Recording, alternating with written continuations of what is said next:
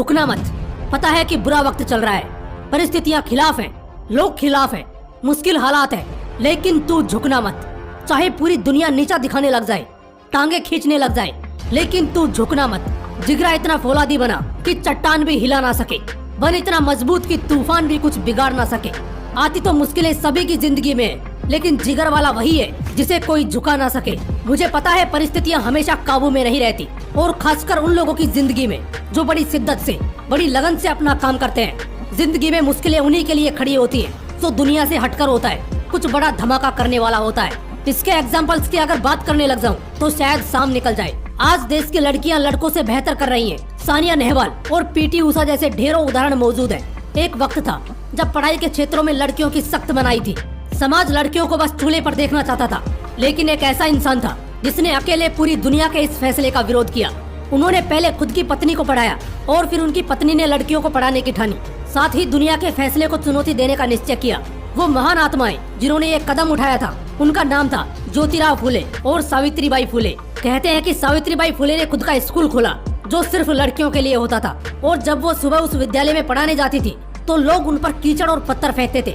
कई बार उनके घरों को तोड़ दिया गया, उन पर जानलेवा हमला तक किया गया। दुनिया ने उनके हिम्मत को झुकाने की बहुत कोशिशें की, लेकिन वो झुकी नहीं, और आज के समय में उन्हें देवी की तरह पूजा जाता है। दोस्तों, जिसने इतिहास में अपना नाम दर्ज करवाया है ना, उसने बिना हिम्मत के कुछ नहीं किया।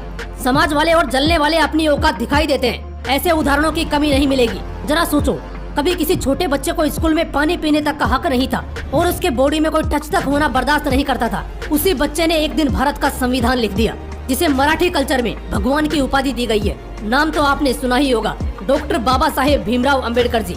आज के जनरेशन में ऐसे जिगर वाले बहुत कम पैदा होते हैं, लेकिन जब होते हैं तो अकेले लाखों के बराबर होते हैं। ये दुनिया तुम्हें हर मोड़ पर झुकाना चाहेगी, अपने जैसा बनाना चाहेगी, लेकिन अगर तुम डर गए, इनके सामने झुक गए, तो पूरी जिंदगी बुज़दिल की तरह जियोगे। अपने हिसाब से फैसले लो, जो करना है जुनून के साथ करो, घमंड नहीं, विश्वास करो। मैं झुकेगा नहीं साला, इस डायलॉग को आज बच्चा बच्चा फॉलो कर रहा है, लेकिन जितने कॉन्फिडेंस के साथ इस डायलॉग को दोहराते हो, उतने ही हिम्मत के साथ अपने चुनौतियों का सामना भी करो। खुद को ये बात याद दिलाओ कि लोग जिस हाल में मरने की दुआ करते हैं, मैंने उस हाल में जीने की कसम खाई है। जो हारने से डर गया वो कभी जीत ही नहीं सकता, और जो बुज़दिल धमकियों से पीछे हट गया वो कभी खुद का साम्राज्य खड़ा नहीं कर सकता। इतिहास गवाह है, जिस राजा ने दूसरों के फैसले में दबकर खुद का फैसला लिया है, उसके राज्य को ध्वस्त होने में जरा भी समय नहीं लगा। एक बात को अपने जहन में बैठा लो, चाहे परिस्थिति कैसी भी आ जाए, झुकना मत, क्योंकि जब कदम थक जाते हैं तब हौसला साथ देता है। जब सब मुंह फेर लेते हैं तब खुदा साथ देता है। अपने डर को अपने रास्ते का कांटा मत बनने दो।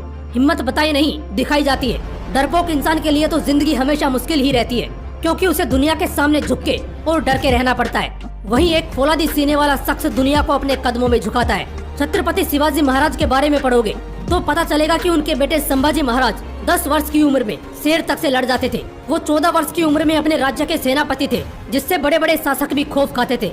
ये सब कहानियां बताती हैं कि इनका झुकना असंभव था, तभी तो आज बड़े इज्जत, शिद्दत और आस्था से इनका डंका बजता है। आखिर में एक ही बात बोलूंगा, दुनिया को देखने का नजरिया बदलो और हौसले इतने बुलंद रखो कि चाहे लाख लोग भी तुम्हारे खिलाफ खड़े हो जाएं, लेकिन अगर तुम सही हो तो फिर झुकना मत। जय हिंद, वंदे मातरम।